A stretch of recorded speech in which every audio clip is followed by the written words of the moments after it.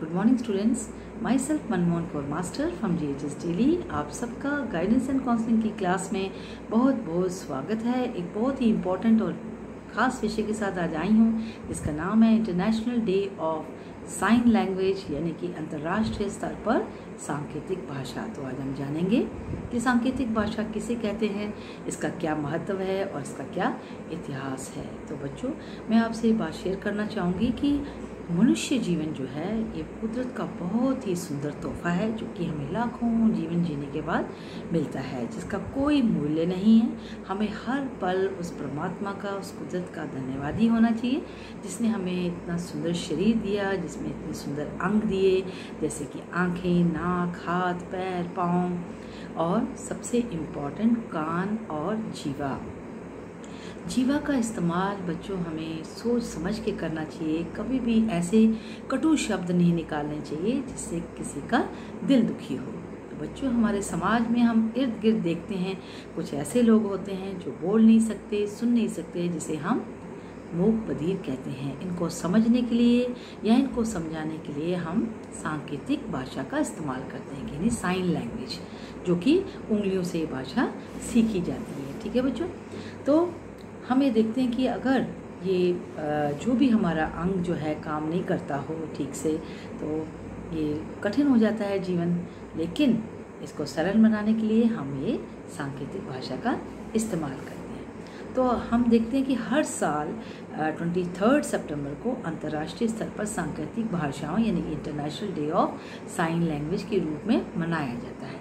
इसका यही उद्देश्य है कि विश्व भर में इसकी जागरूकता फैलाई जाए। अब जो साइन लैंग्वेज है यानी कि सांकेतिक भाषा है, इसका ये मतलब नहीं कि आप इशारों से बात करने के लिए किसी भी तरह के हाव भाव या बॉडी लैंग्वेज का इस्तेमाल करें। बाकी लैंग्वेजेस की तरह, जैसे हिंदी, इंग्लिश की अपनी व्याकरण है, अपना नियम है, उसी तरह इस भाषा का भी अपने व्याकरण और नियम है। सांकेतिक भाषा यानी कि साइन लैंग्वेज जो है बधिर व्यक्तियों के विकास के लिए बहुत इम्पॉर्टेंट है। ठीक है, और ये मूक बधिर लोगों की मातृभाषा भी कहलाती है, यानी कि इनकी मदर टंग है। ये मदर टंग मतलब कि इनकी मातृभाषा, मैं तो कहूँगी अल्फाजों से बेहतर जहाँ आँखें और चेहरा बोले, अल्फाजों से बेहतर जहाँ आँखें और चेहरा बोले, ऐसी सांकेतिक भाषा तो हर एक को सीखनी चाहिए। समाज के हर व्यक्ति को ये सीखनी चाहिए, है ना। तो अब हम इसके इतिहास के बारे में हम जानेंगे कि जो संयुक्त राष्ट्र ने 23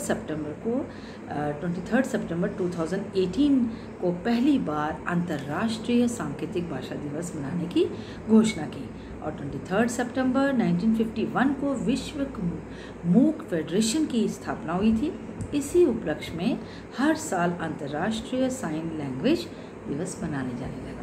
तो विश्व बधिर फेडरेशन के अनुसार देखा जाए तो दुनिया भर में लगभग 7 करोड़ 20 लाख लोग ऐसे हैं जो बोल नहीं सकते और सुन नहीं सकते, और 80% जो लोग हैं वो विकासशील देशों में रहते हैं, और 300 ऐसी जो साइन लैंग्वेज का इस्तेमाल करते हैं। भारत की बात की जाए तो भारत में दुर्भाग्यवश सबसे ज़्यादा लोग ऐसे हैं जो सुन नहीं सकते, बोल नहीं सकते। इनकी संख्या विश्व भर में सबसे ज़्यादा है, और 2011 के सेंसस के अनुसार देखा जाए तो इनकी जो संख्या 2.5 करोड़ लोगों के, मतलब 2.5 करोड़ लोग थे जो दिव्यांग लोग जिसे कहते हैं ना, वो थे।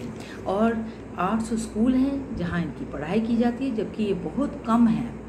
और बच्चों, मैं आपको आपकी जानकारी के लिए कह दूं कि जो ऐसे जो लोग होते हैं वो ऐसा नहीं कि वो अपने मुकाम तक नहीं पहुंच पाते हैं, वो अपनी कमज़ोरियों की ही अपनी ताकत बनाकर अपने मंजिल तक पहुंचते हैं।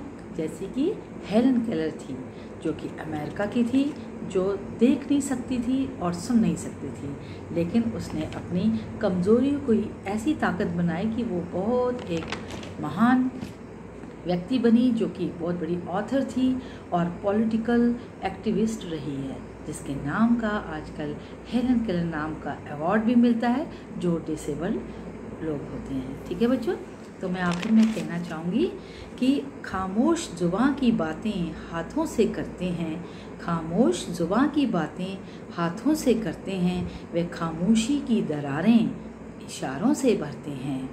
अपने ही कमजोरियों की बनाकर अपनी ही ताकत इशारों की धुन पर खामोशी के गीत गाते हैं। धन्यवाद।